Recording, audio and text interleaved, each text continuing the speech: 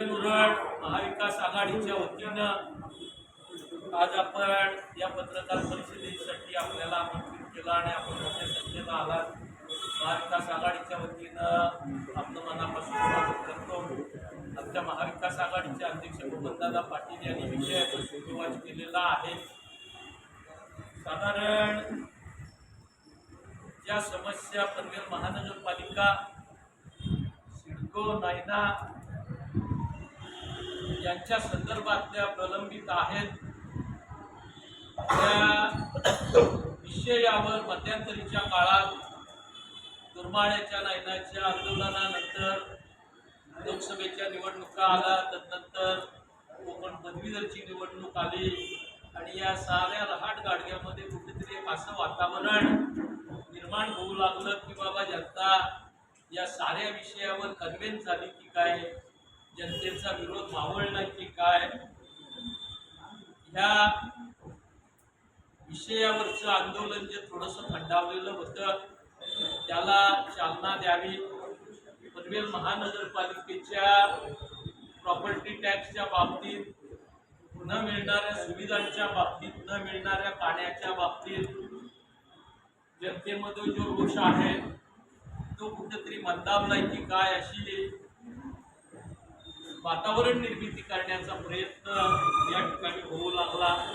आणि म्हणून याच दरम्यान सिडकोनं ह्या वातावरणाचा फायदा घेत नायनाच्या क्षेत्रामध्ये TPS 1 to TPS 23 तब्बल 4000 कोटींचे रस्ते आणि गटाराची विकास कामं त्या ठिकाणी टेंडर्स वगैरे प्रकाशित केले. असा समज पनवेल आणि उरणच्या आमदारांनी जो या ठिकाणी नाट्यगृहामध्ये नायनाला पाठिंबा देणारा मेळावा घेतलेला होता त्याच्यानंतर निर्माण केला गेला आणि त्या अनुषंगानं मोठ्या प्रमाणात विकास कामांचे टेंडर वगैरे काढले गेले. याचा कुठेतरी परिणाम निश्चितपणानं सर्वसामान्य जनतेवर होणार आहे आणि त्यामधून नायना विरुद्धचं आंदोलन पुन्हा एकदा तीव्र करावं. पनवेल महानगरपालिकेच्या प्रॉपर्टी टॅक्स असेल, शासकीय असेल, या विषयाच्या बाबतीतल्या आंदोलनाला पुन्हा गती द्यावी या उद्देशानं परवा झालेल्या महाविकास आघाडीच्या कोर कमिटीमध्ये चर्चा झाली आणि आज आपल्याला बोलावलेला आहे. आपल्याला स्वातंत्र्य दिनाच्या दिवशीच आम्ही आमंत्रित केलं. आपण मोठ्या संख्येनं आलात, आपलं स्वागत आहे आपणा साऱ्यांना. आणि आपल्या माध्यमातून जनतेला स्वातंत्र्य दिनाच्या मनापासून शुभेच्छा या निमित्तानं देत असताना महाविकास आघाडीच्या वतीनं 17 तारखेला 10 वाजता विरूपाक्ष मंगल कार्यालय पनवेल या ठिकाणी ह्या क्षेत्रातील सिडको, नायना, महानगरपालिका यांच्याशी संबंधित समस्या, त्यासोबतची जन आंदोलनं विविध मागण्यांवर या विभागातल्या मंडळींची चालू आहेत, त्यांना या ठिकाणी एकत्र बोलावून त्यांच्या चळवळीचं सुसूत्रीकरण करणं ह्या उद्देशानं एक परिषद आम्ही आयोजित करतोय.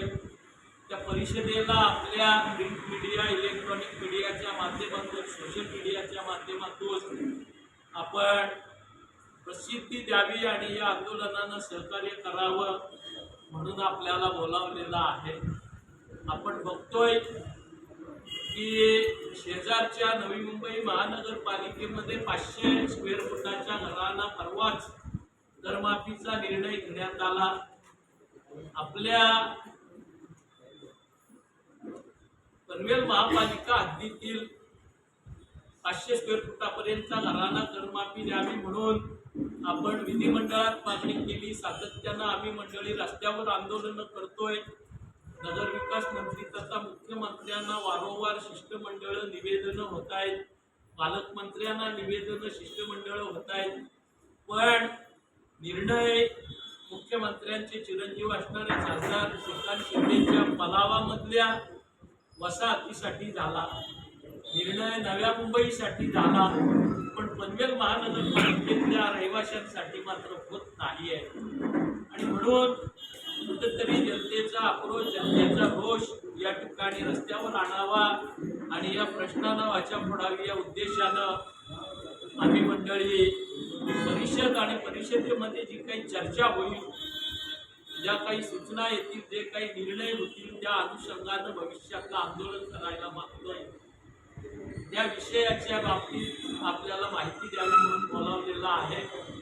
आपण आलात, आपले सारे सहकारी या ठिकाणी आहेत.